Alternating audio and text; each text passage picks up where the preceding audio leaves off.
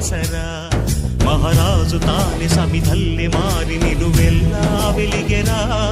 భోగాన్ని విడిచి త్యాగాన్ని వలచి తాపసిగా నిలిచెరా